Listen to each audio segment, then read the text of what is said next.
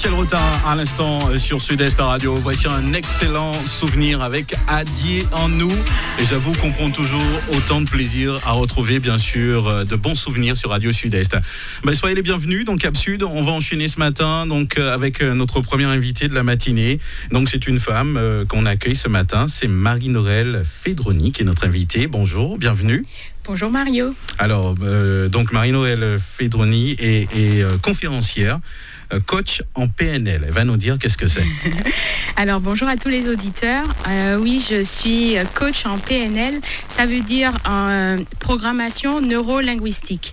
La programmation neurolinguistique a été inventée aux États-Unis, en Californie, dans les années 70. C'est là que ça a démarré avec Monsieur Grinder et...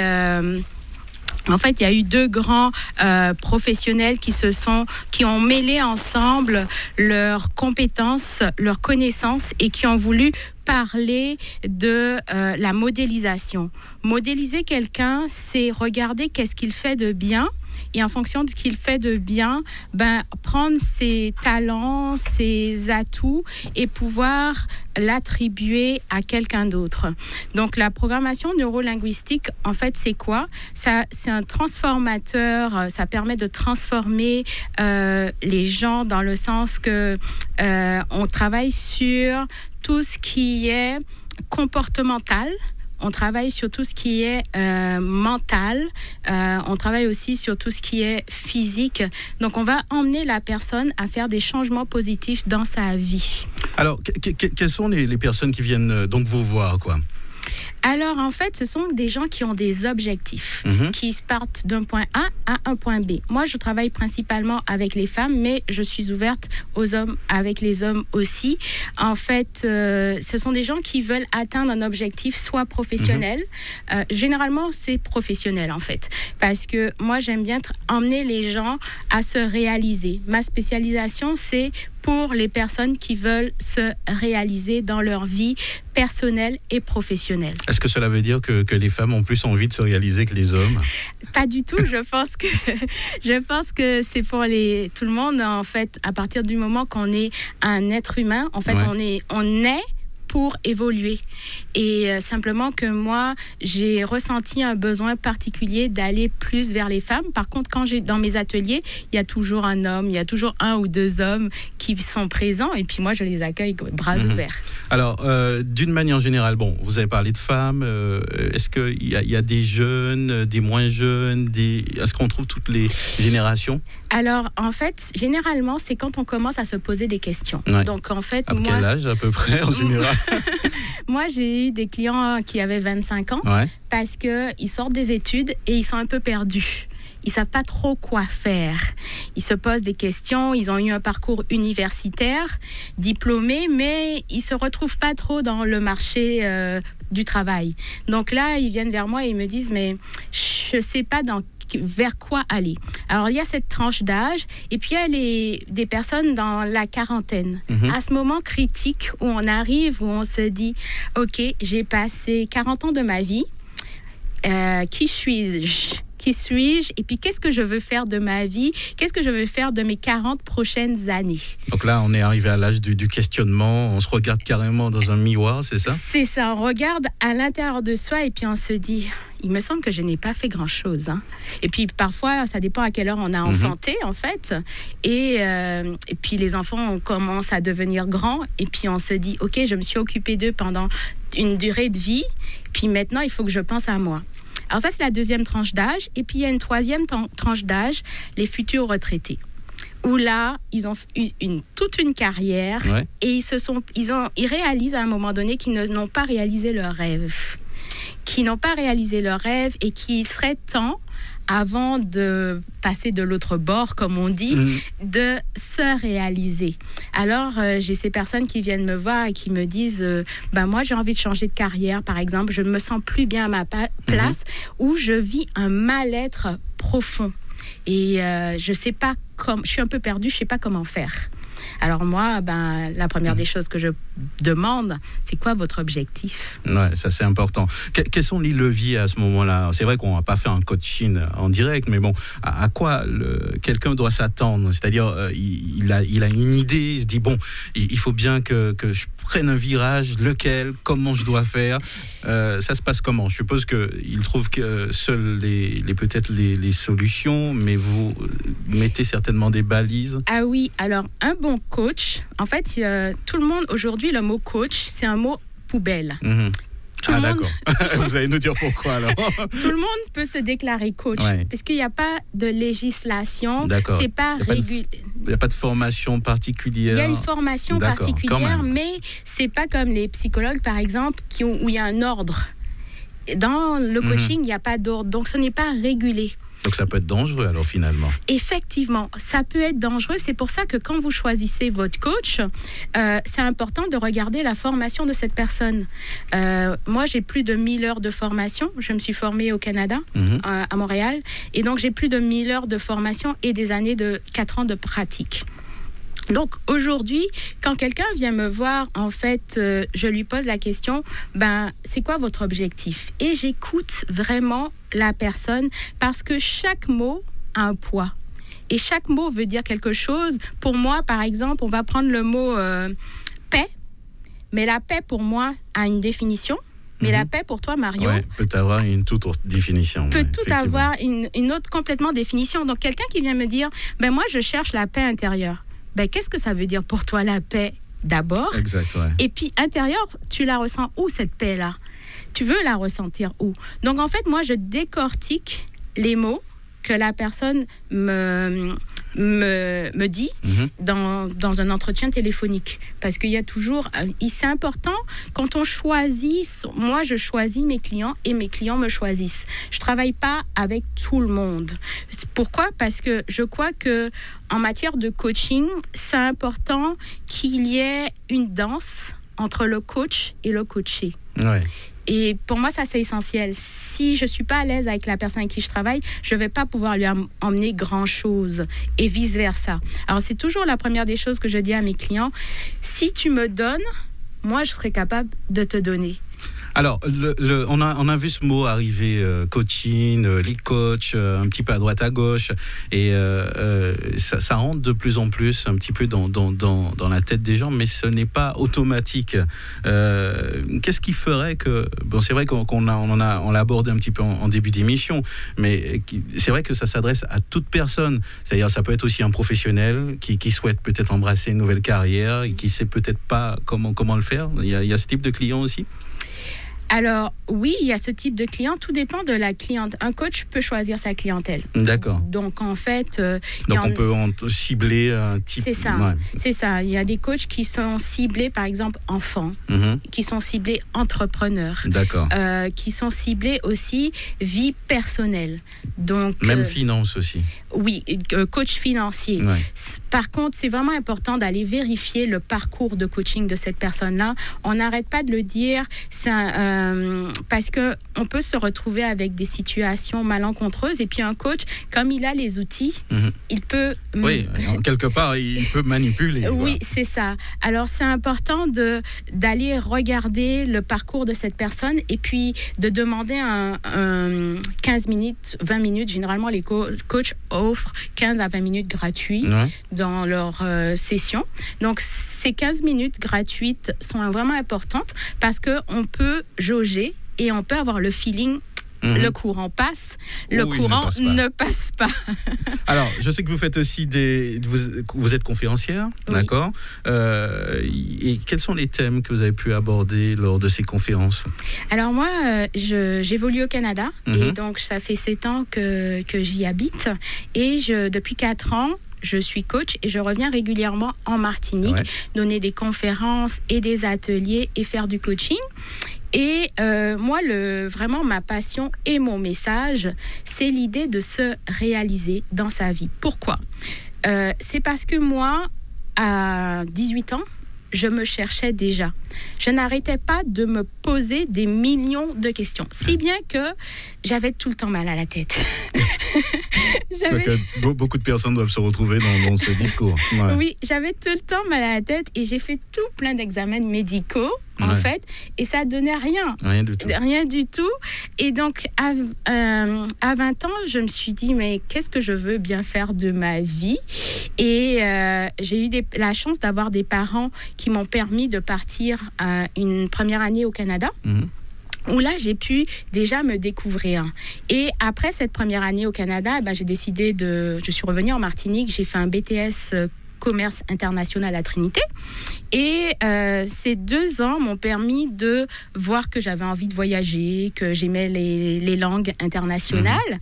Et ce parcours, en fait, vraiment a commencé à répondre à un certain nombre de mes besoins.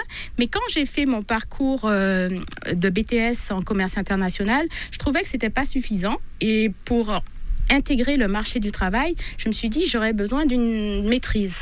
Donc je suis allée chercher une maîtrise en marketing international et management à Strasbourg dans le but de devenir cadre. Moi, c'était ça l'idée. C'était ça l'idée de départ. Et donc, je voulais être cadre en marketing, faire de l'import-export entre la Martinique et l'international. Et quand je suis revenue en Martinique après mon parcours à Strasbourg, vraiment, ça a été... comment dire, un choc. Oui, c'est-à-dire que j'étais trop diplômée ou j'avais pas d'expérience. Et là, je me suis retrouvée devant une situation où j'ai entamé des petits boulots en agence d'intérim. Et je me suis dit, je connaissais, vu que ça faisait un petit moment que je me cherchais et que je me posais des millions de questions, j'ai commencé à ressentir une force à l'intérieur de moi, me dire que c'est pas vrai que je suis venue juste pour faire des travaux d'intérim, en fait. Et cette force a commencé à grandir, qui est devenue une puissance intérieure. Et là, je me suis dit, si je veux me réaliser, il faut que je parte. Et j'ai monté un projet. Et vu que je connaissais déjà le Canada, je suis partie au Canada. Ça n'a pas été de tout repos, c'est sûr. Ça a été quelques mois de galère. Mais quand j'ai réussi à me stabiliser, c'est quand j'ai repris les études là-bas, en fait, pour faire mon parcours de coaching.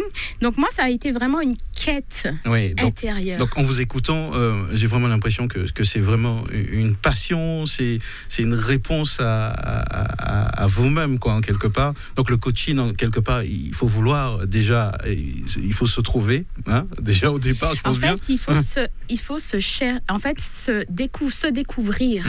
Parce que je trouve qu'aujourd'hui, on ne cherche pas à se découvrir. Et même Oprah Winfrey qui dit que si on ne cherche pas à se découvrir, on manque une partie de notre vie. Est-ce que ce n'est pas la peur de voir des choses qui ne nous plaisent pas? Exactement, Mario. Mais c'est vraiment ça, en fait. Hein. Tu as tout à fait la bonne réponse. Ouais. En fait, c'est parce qu'on n'ose pas à l'intérieur de soi, parce qu'à l'intérieur de soi, il y a de la souffrance. Et la souffrance... Qui est-ce qui aime souffrir? Vraiment? Je sais pas, peut-être qu'il y en a. Ouais. Donc, en fait, le travail sur soi, de toute façon, c'est long, ça peut être pénible, et puis c'est pas tout le monde qui est prêt à faire ce travail-là. Mais le problème, c'est que quand on est conscient qu'il y a quelque chose qui va pas, on est conscient, mais on continue à vivre normalement. Et ça mène vers quoi? Aujourd'hui, on a de plus en plus de burn-out dans la société. De plus en plus des gens qui ne se sentent pas bien dans leur peau. Moi, je suis arrivée il y a une semaine à peu près. Et ce que j'ai pu ressentir avec toutes les conversations que j'ai eues avec les gens, je sens qu'il y a un scindage dans la société. C'est-à-dire, alors quoi, un mal-être En fait, il y a les gens qui... En fait, je voyage souvent ici et puis je reviens souvent. Et puis je sens que d'un côté, il y a ceux qui vont très bien. Ouais. Ça roule super bien pour eux. Et puis ça va de mieux en mieux. Ouais. Et puis d'un autre côté, il y a ceux pour qui ça va de plus en plus mal. Puis... Et en fait, le moyen les personnes pour qui ça va de plus en plus mal, en fait, ils se sentent pas bien. Mais ils n'osent pas aller à l'intérieur de soi. Donc, la compensation qui se passe, c'est de consommer. En fait. Donc, on se consomme de plus en plus. Donc, ça, c'est peut-être des différentes barrières du fait de se trouver. Ben, c'est sûr que la consommation aujourd'hui, la société nous emmène tellement à consommer que ça nous empêche de nous retrouver seuls de temps en temps et de pouvoir regarder à l'intérieur de soi. Mais c'est sûr que... Peut-être les origines aussi, tout ce qui est religieux, etc. Il y a plein d'aspects peut-être. Ah, c'est sûr que en fait, notre société est complexe. Hein? Donc, il y a notre histoire, en fait. Notre histoire, qui en est, d'où l'on vient, et puis où est-ce qu'on s'en va. Mais je trouve que j'entends souvent dire que la Martinique n'évolue pas. Mais pourquoi ça n'évolue pas? Je ne sais pas qu'est-ce que vous en pensez, Mario, mais d'un point de vue personnel, je pense qu'il y a un travail personnel à faire. Et ce travail personnel va nous emmener à découvrir qui l'on est, à savoir aujourd'hui, dans le moment présent, qu'est-ce qu'on veut, et demain matin, où est-ce qu'on veut aller. Ça, c'est important, parce que je reste persuadé. Moi, j'ai vu des brides de reportages comme ça, où on posait à des jeunes ou des moins jeunes, qu'est-ce qu'ils veulent. Pas de réponse. C'est assez compliqué, des fois, de savoir ce que l'on veut. Mais c'est ça, c'est parce que pour un jeune, aujourd'hui, c'est super difficile, en fait. C'est pas évident. Est-ce que c'est pas... c'est vrai qu'on tourne autour un petit peu, mais est-ce que c'est pas identitaire, tout ça, finalement?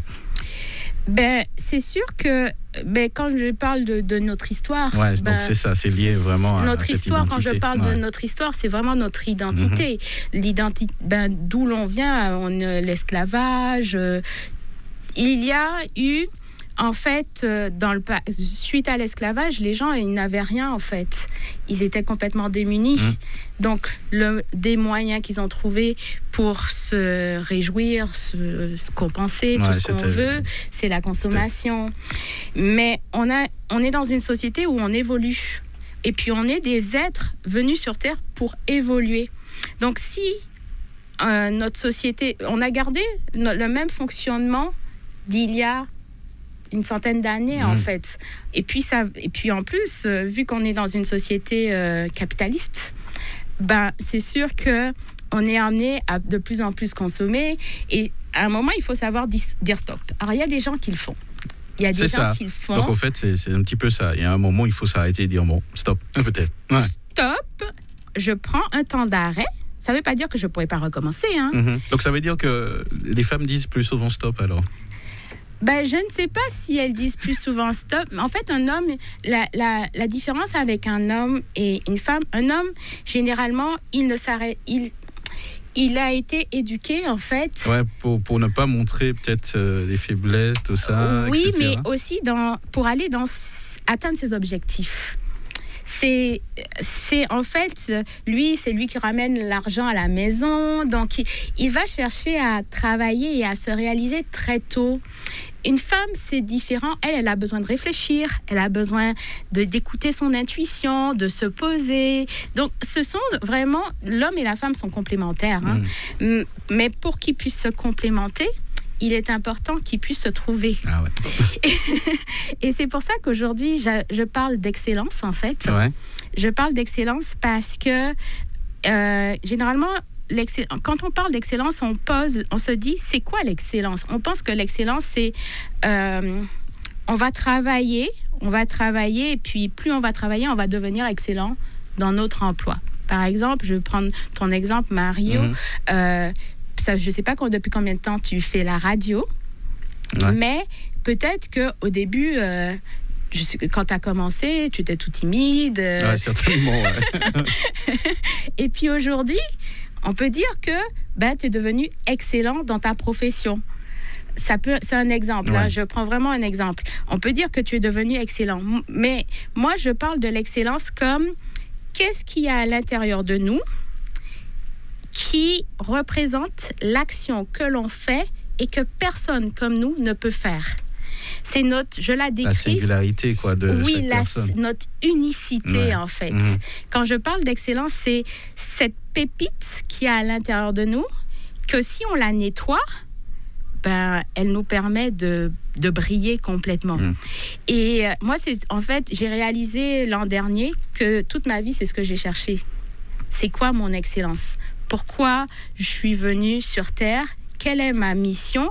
Et puis, qu'est-ce que je suis censée faire? Puis, il y a un an, donc, dans tout mon parcours, je m'intéresse à l'évolution de l'être humain.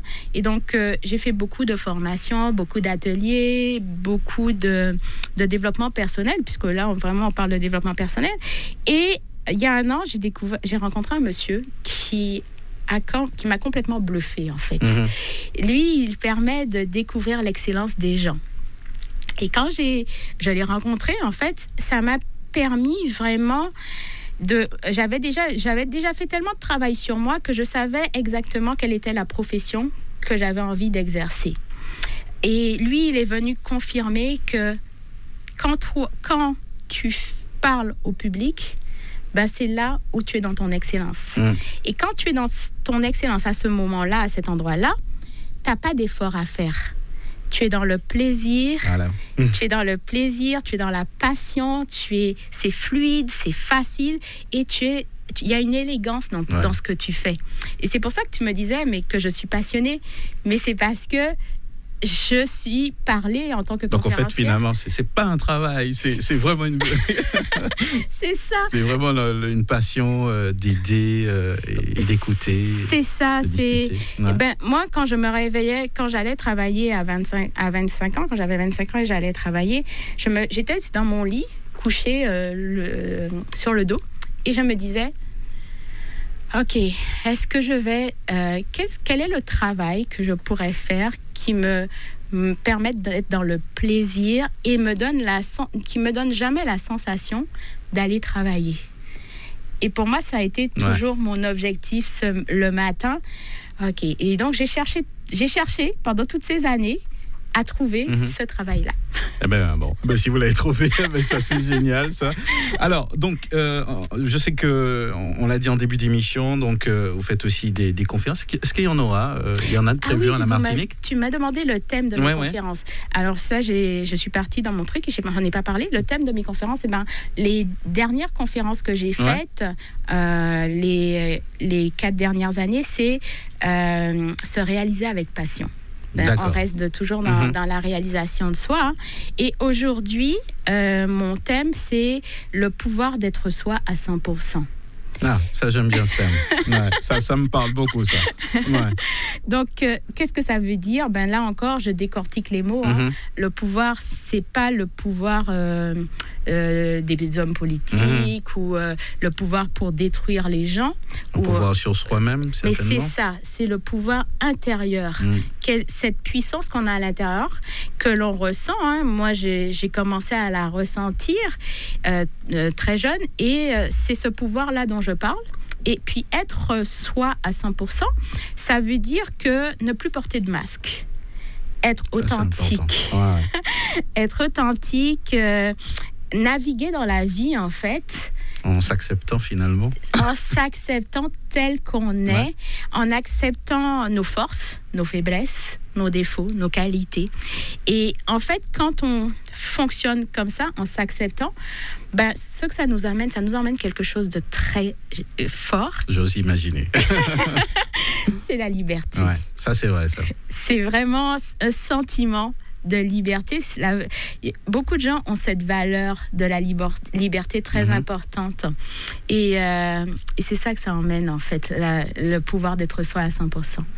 Alors, quelle est ton actualité à la Martinique en ce moment? Mon actualité, j'organise la semaine de l'excellence du 7 au 13 mai à l'Espace Sonate. Donc, ça commence lundi. Et il y a différentes activités. Il y a des ateliers, il y a des cours de yoga. Il y a aussi une formation dédiée aux professionnels, thérapeutes, professionnels qui travaillent avec l'humain, avec les familles en fait. Et puis, il y a aussi des conférences. Donc la conférence Le pouvoir d'être soi à 100% et puis la conférence Découvrir son excellence. Donc il y a vraiment toutes sortes une variété d'activités. Toutes ces informations sont disponibles en ligne sur ma page Facebook Marie-Noëlle Fedroni, leader d'elle, et aussi sur mon site web marienoellefedroni.com. Je tiens à préciser que Marie-Noëlle, c'est 2 L-E et Fedroni, c'est F-E-D-R-O-N-I-E. Je précise parce qu'il y a toujours une erreur et on ne trouve pas. D'accord. Est-ce qu'il y a un numéro de téléphone? On peut vous joindre éventuellement? Oui, Mario. Alors, c'est le 06 96 06 04 24. À la base, il y a des forfaits sur le site web. Il y a des forfaits qui sont construits. Mais aujourd'hui, on fait des forfaits sur mesure et à la carte. Donc, les tarifs commencent à partir de 20 € pour un cours de yoga. Et puis, pour les conférences, c'est 35 €. Et puis après, si on veut participer aux ateliers et à la formation, à ce moment-là, il y a un coût plus important. Donc, on va rappeler les dates. Donc, il faut s'inscrire auparavant. Oui, il faut s'inscrire. En fait, il faut me contacter, soit par téléphone. On a donné le numéro de téléphone 06 96 06 04 24, soit par message. Et à ce moment-là, on remplit une feuille d'inscription. Et les gens sont bienvenus, sont bienvenus sur place. Ah oui, j'ai oublié de préciser que je ne suis pas la seule intervenante dans cette semaine-là. D'accord. Je fais venir des Québécois et un monsieur de la France qui vont donner ces ateliers. Donc, il y a 2 personnes du Québec. Il y a une psychologue, psychothérapeute et coach en PNL, enseignante qui sera présente à partir de dimanche. Et il y aura aussi une artiste peintre qui sera présente, une Québécoise aussi, qui sera présente dans les lieux. Donc ça va se passer de quelle heure à quelle heure? Alors, les ateliers commencent à 8h30 et se terminent à 17h. Et les conférences sont de 18h30 à 20h30. Donc, toute la programmation, parce que c'est vraiment chargé la semaine, toute la programmation est en ligne. Mais lundi, ça commence lundi et ça se termine dimanche. Et les conférences ont lieu lundi soir et mardi soir. Et les cours de yoga, mercredi soir et jeudi soir. D'accord. Bon, on arrive déjà à la fin de ce moment, de cette interview. Marie-Noëlle Fedroni, j'espère ne pas écorcher. Je fais très attention depuis le début. Et puis, de toute façon, les auditeurs aussi peuvent vous joindre aussi pour un éventuel coaching. Donc, et puis, c'est un plaisir de vous recevoir. Voilà. Merci Mario, merci à tous les auditeurs aussi de Radio Sud-Est. Et il me fera plaisir d'échanger avec vous pour vous donner plus d'informations. N'hésitez pas à me contacter. On vous recontactera, comme ça on pourra peut-être aborder justement un de ces thèmes, peut-être pas en intégralité, mais au moins de permettre aussi aux auditeurs de poser des questions. Ça me fera vraiment plaisir. Bon, d'accord. À très bientôt. À bientôt, au revoir. Merci.